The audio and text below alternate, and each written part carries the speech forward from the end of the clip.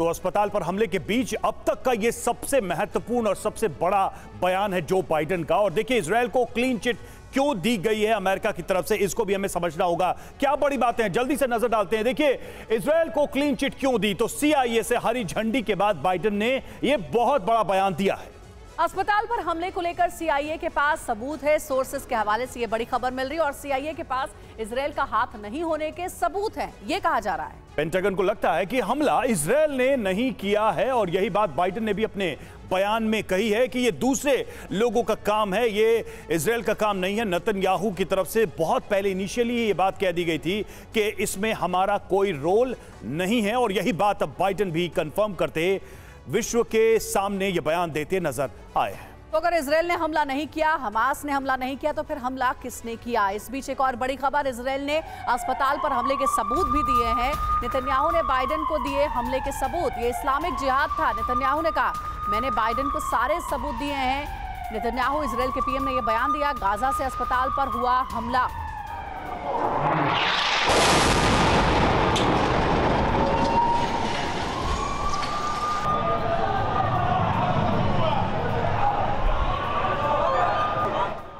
אתמול בלילה, טרם המראתו של הנשיא לישראל, הצגתי בפניו הוכחות חותכות וברורות לכך שהג'יהאד האסלאמי ולא צה"ל הוא זה שירה את הטיל והוא זה שפגע בבית החולים בעזה.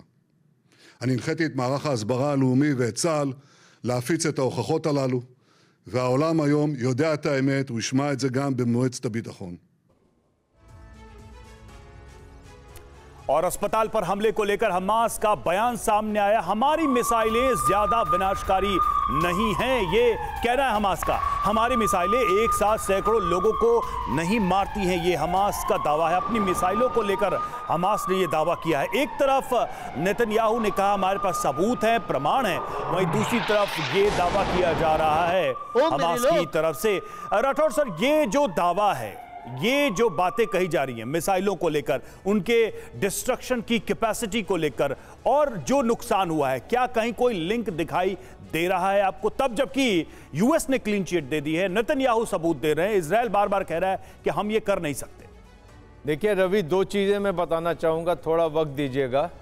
पहली बात तो ये है कि कोई भी मिसाइल रोग बन सकती है। अभी पाकिस्तान में 7 अक्टूबर को शाहीन 3 के मिसाइल का परीक्षण हुआ था।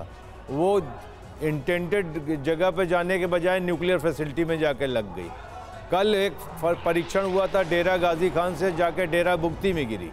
अब आती है बात कि हमास कह रहा है कि उसकी मिसाइल बहुत ही वीगन टाइप्स हैं, कोई उसमें वो नहीं है। क्या बात करते? पहली बात है वॉरहेड और दूसरा है प्रोपेलेंट।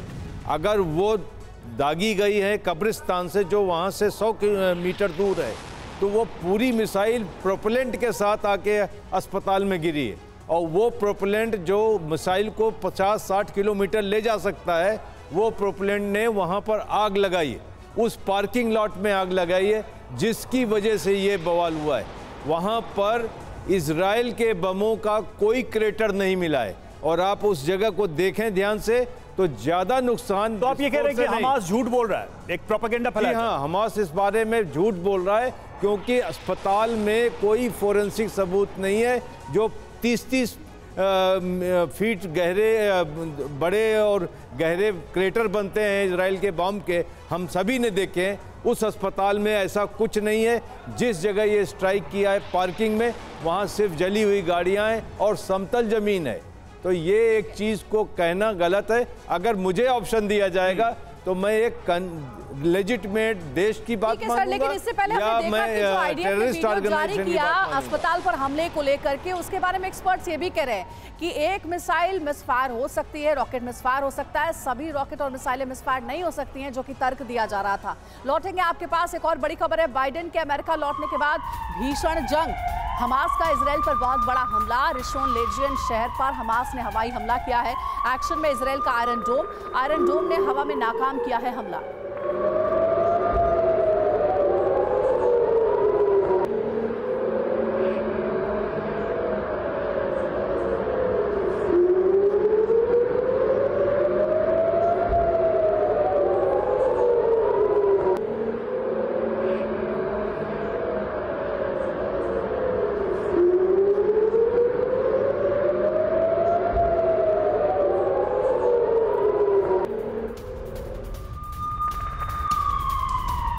वहीं सराय अल कुद्स लड़ाकों का भीषण हमला, इजरायली मिलिट्री साइट पर किया अटैक, मोर्टार से किया ताबड़तोड़ हमला। हमास ने जारी किया हमले का वीडियो।